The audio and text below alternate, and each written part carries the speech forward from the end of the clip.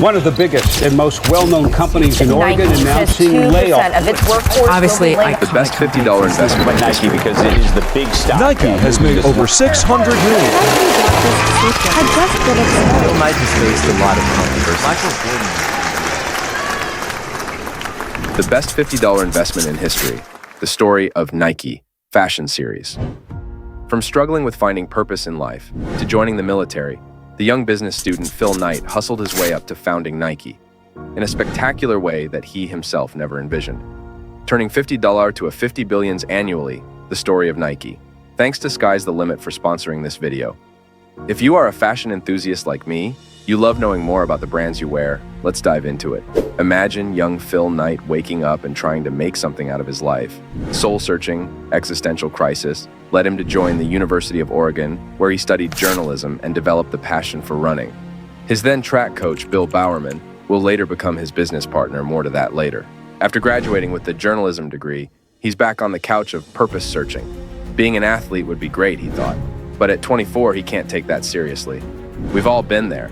I mean, who didn't want to become a football, basketball, tennis star? Feeling frustrated and lost, he tried the Army gig for a year, and it didn't help. So he left disappointed and studied business at Stanford University, where he finally found a sense of direction, while working on an assignment to create a new business. Phil had an idea that would actually change his life.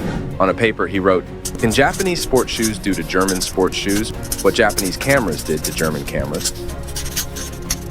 Phil had observed how Japanese cameras had taken part of the market share from German cameras, which at the time were very dominant, and he thought of doing the same thing with Japanese shoes. Puma and Adidas were leading running shoes back then, and he thought of changing that. His assignment became a life mission. He took on the mission to import cheap Japanese shoes to the American market. He presented it to his class and friends, but nobody cared. After all, it's just an assignment. Relax, dude, they thought. But Philip was serious and determined to prove his point. But he knew no one in Japan. He had no idea how to import goods from Japan. During a long trip with his friend through Europe, Asia, and Greece, where Phil saw the temple of Athena Nike, dedicated to the goddess of victory. They then went to Hawaii, spent time surfing and chilling, but after running out of cash, Phil had difficulties making cash with a sales job. His friend had met a girl, so Phil, with no cash and no girl, said goodbye and continued his trip to Japan with one goal in mind: get Japanese shoes to the US. A Japanese shoe called Tiger caught Phil's attention, manufactured by a company called Onitsuka. He was amazed by the design and quality of the shoe. The cheap price was another reason on top. He managed to arrange a meeting with Onitsuka, portraying an American shoe distributor. Fake it till you make it. And the presentation was going well. He was, after all, well prepared, partly because of his university assignment. And one simple question almost threw him off. "What's the name of your company?" an Onitsuka member asked. After a second to lie, Phil said Blue Ribbon Sports, inspired from the blue ribbons in his parents' house back home. With that settled, he regained his confidence and they came to an agreement. Phil was now a distribution partner of Onitsuka. Phil asked them to ship a few pairs to his house. His dream was becoming a reality, and back home, a couple of months passed. 1, 2, 3, and still no package. He was confused since the meeting had gone well. So he wrote them a letter to find out what's going on, and then received a letter reassuring him they were coming. Back at his parents' house, his dad read the letter and said, "Those $50 you paid for the shoes are gone, son." Phil felt scammed and beaten. He got himself a job as an accountant, which he didn't like. And suddenly, one day, 12 samples of shoes from Japan arrived. Very excited, he went to his track coach, Bill Bowerman, a passionate running shoes enthusiast, to show him the shoes.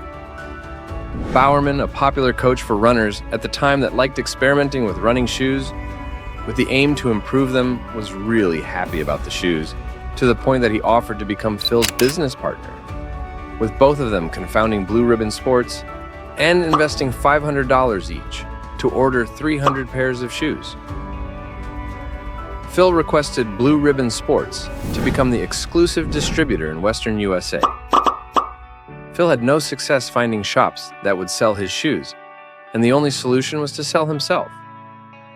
So he began selling from his car to other running coaches, running fans, and Bowerman's connection. They were able to sell 300 shoes in 3 months.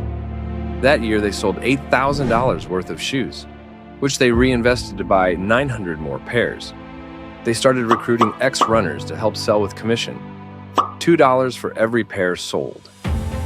Phil ran the company from his basement and hired their first full-time employee, Jeff Johnson, the source of the company's iconic name, Nike. For now, the company is still called Blue Ribbon Sports, with sales rapidly growing. In 1966, they opened their first store. The store became a hotspot for runners. Phil and Johnson took care of the business side, while Bowerman took care of design.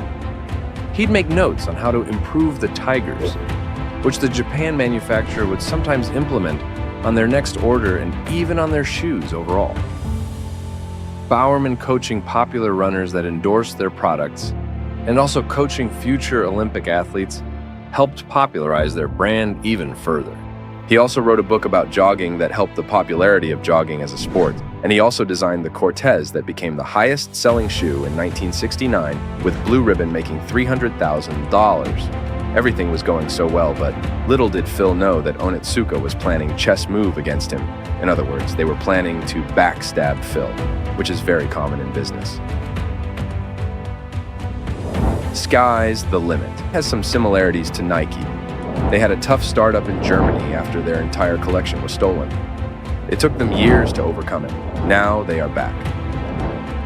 Launching their first pair of sneakers called Clouds, brands like this don't just encourage you to believe in your dreams, but they live it by demonstrating when faced with adversity.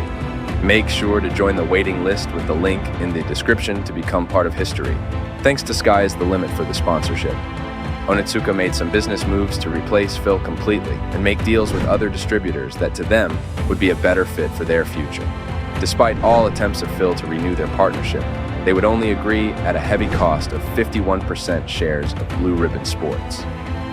That to Phil was not an option. Phil felt betrayed after all they had done for Onitsuka. They made their brand popular in the US, helped innovated their shoes.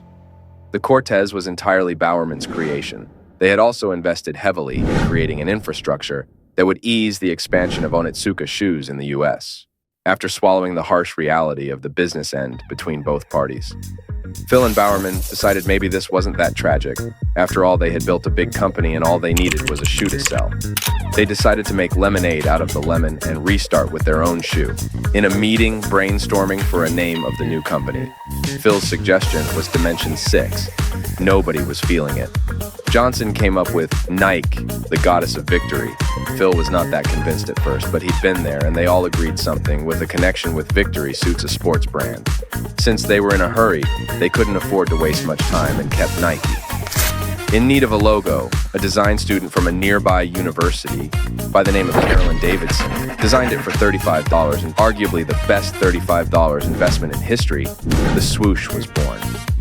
She actually later got some shares in the company as compensation for her design, worth millions in today's value. Phil and his team searched for many manufacturers, and in 1971, Blue Ribbon Sports officially became Nike.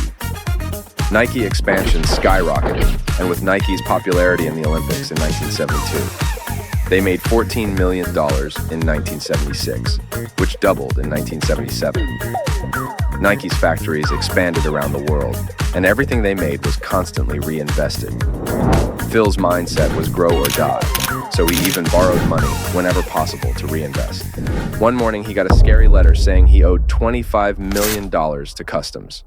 Other competitors were scared of Nike's popularity, such as Converse. Phil got one of the best lawyers to help fight the bill that could bankrupt Nike. Nike also used their commercials to get the people on its side.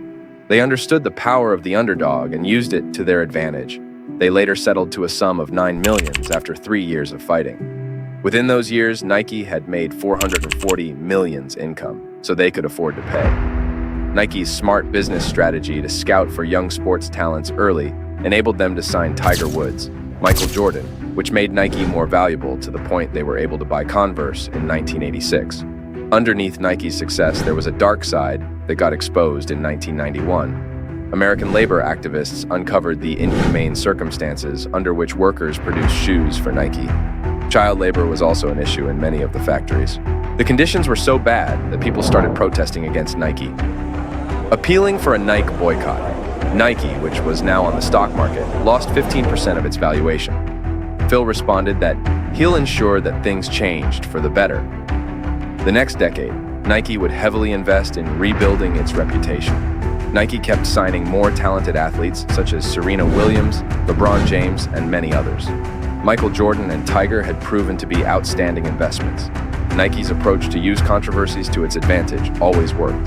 In 1988, Nike released the first Just Do It campaign on ageism.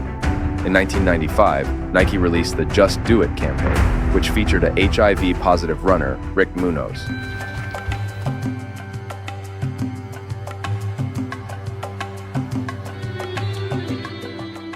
In 2019, Nike NFL campaign with Colin Kaepernick went viral, increasing Nike's sales.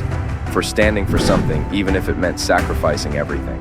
Nike sales went from $800 million in 1988 to $9.2 billion in 1998.